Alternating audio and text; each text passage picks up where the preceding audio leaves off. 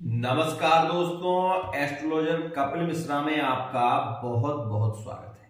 मित्रों, आज मैं बताने वाला हूं संतान योग के विषय में। मित्रों, वैसे मैं संतान योग के विषय में कोई वीडियो बनाता नहीं हूं, लेकिन कुछ लोगों की ज्यादा मांग थी कि गुरुजी संतान योग के विषय में भी कुछ बताइए। तो मित्रों, मैं आपको बताना चाहता हूं कि संतान का जो योग होता है वो कैसे जाने और किस प्रकार से हम ये समझें कि हमारी संतान स्वस्थ होगी या अस्वस्थ होगी। मित्रों, बहुत ही खास वीडियो है। अपनी कुंडली को देखकर आप तुरंत समझ जाएंगे कि आपके लिए क्या करना उचित है और क्या नहीं। इसमें मैं कुछ उपाय भी बताऊंगा जो आपके लिए बहुत ही ज्यादा खास है। मित्रों, यदि आपकी कुंडली में पंचम भाव है लग्न से, विशेष ध्यान दें। मैं बात कर रहा हूं लग्न की, इस बात को विशेष ध्यान देंगे आप। अगर लग्न से पंचम भाव में गुरु विराजमान है और मित्रों गुरु पर किसी भी प्रकार से शनि की दृष्टि है, तो मित्रों प्रथम संतान की मृत्यु हो जाएगी और मित्रों वो संतान जो होगी वो पुत्र ही होगी और उस समय आपको असहनीय पीड़ा होगी। ये बात भी निश्चित है। मित्रों, दूसरी एक और खास स्थिति, पंचम भाव संतान का भाव माना जाता है, लेकिन यदि वहां पर सूर्य स्वयं बैठ जाए तो मित्रों गर्भपात की समस्या हो जाती है। गर्भपात की समस्या हो जाती है यदि सूर्य स्वयं पंचम भाव में विराजमान हो, तो स्थिति ऐसी होती है। वहीं मैं आपको बता दूं कि यहां पर सूर्य और राहु की युति गर्भपात का सबसे बड़ा कारण बनती है।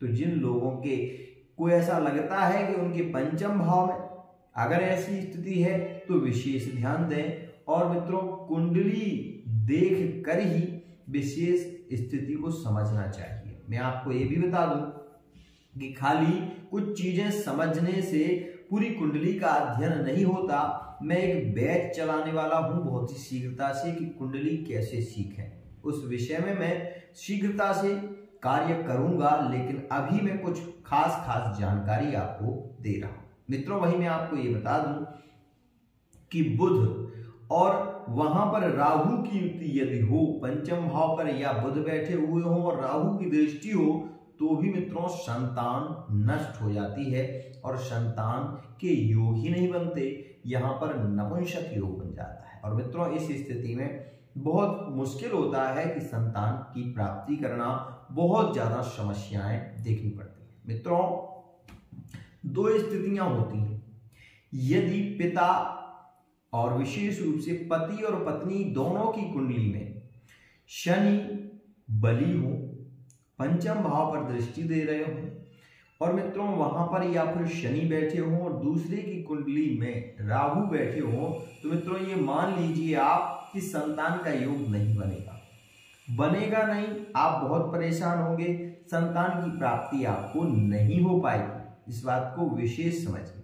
मित्रों, अगर किसी पुरुष जातक की कुंडली में नपुंसक योग का निर्माण होता है तो वो व्यक्ति विशेष रूप से निसंतान ही रहता है और उसके कोई संतान होती ही नहीं है।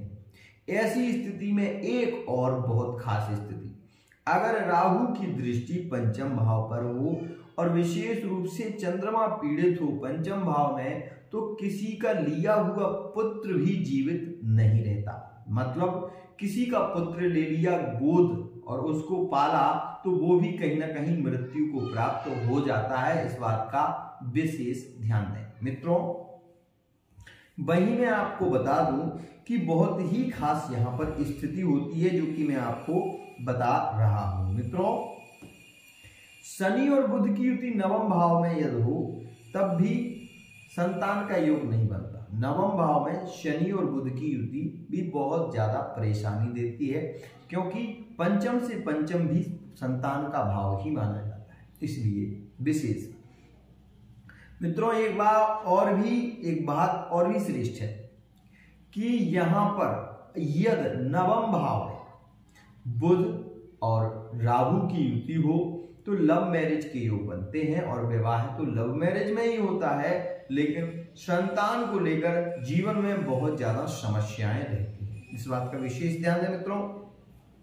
वही मैं आपको बता देना चाहता हूं कि शनि और गुरु की युति अगर नवम भाव में हो तो पुत्र पहला तो मृत्यु को प्राप्त हो जाएगा, लेकिन दूसरा जो पुत्र होगा वो ऑपरेशन से उसका जन्म होगा। और आज के समय में तो ऑपरेशन इजी है, हर व्यक्ति ऑपरेशन से ही बच्चों के जन्म आज के समय में ज्यादा होने लगे हैं। मित्रों, ऑपरेशन का जो कारक ग्रह है वो शनि मंगल है, इसलिए ऑपरेशन से जो बच्चे जन्म लेते हैं विशेष रूप से उन पर शनि ज्यादा प्रभावी रहते हैं और मंगल का भी प्रभाव ज्यादा देखा जाता है। तो मित्रों, यहां पर एक खास स्थिति जिसके बारे में मैंने आपको बताया।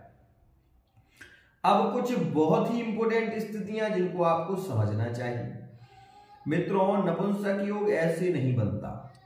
यदि पंचम भाव में सिंह राशि है और वहां पर गुरु बैठे हैं तो एक पुरुष प्रधान राशि है और पुरुष प्रधान ग्रह भी वहां बैठा हुआ है, भाव भी पुरुष प्रधान है, लेकिन मित्रों कहीं से उस पर सूर्य की दृष्टि और पड़ जाए तो मित्रों पुत्र की प्राप्ति होगी और कोई विशेष समस्या नहीं होगी। इस बात को भी समझें मित्रों। वही मैं आपको ये बता दूं कि गुरु नवम भाव में बैठे हो और गुरु की दृष्टि पंचम भाव पर हो तो विशेष रूप से संतान पुत्र के रूप में प्राप्त होती है, लेकिन मित्रों वहां पर शनि की दृष्टि नहीं होना चाहिए। इस बात का भी विशेष ध्यान दें। मित्रों, मैं आपको बताना चाहता हूं कि नपुंसक ग्रह केवल 3 हैं, शुक्र, बुध और शनि। ये नपुंसक ग्रहों की श्रेणी में आते हैं। इनकी राशियां नपुंसक नहीं होती, लेकिन ग्रह ये नपुंसक माने जाते हैं। मित्रों, विशेष ध्यान दें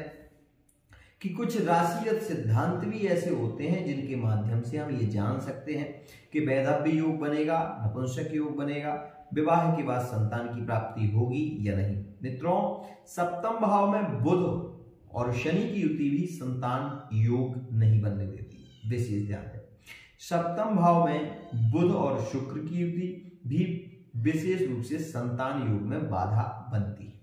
तो आज के लिए इतना ही। आज के लिए मित्रों इतना ही। आशा करता हूं ये वीडियो आपको बहुत पसंद आएगी। यदि वीडियो पसंद आती है चैनल को सब्सक्राइब अवश्य ही कर लें।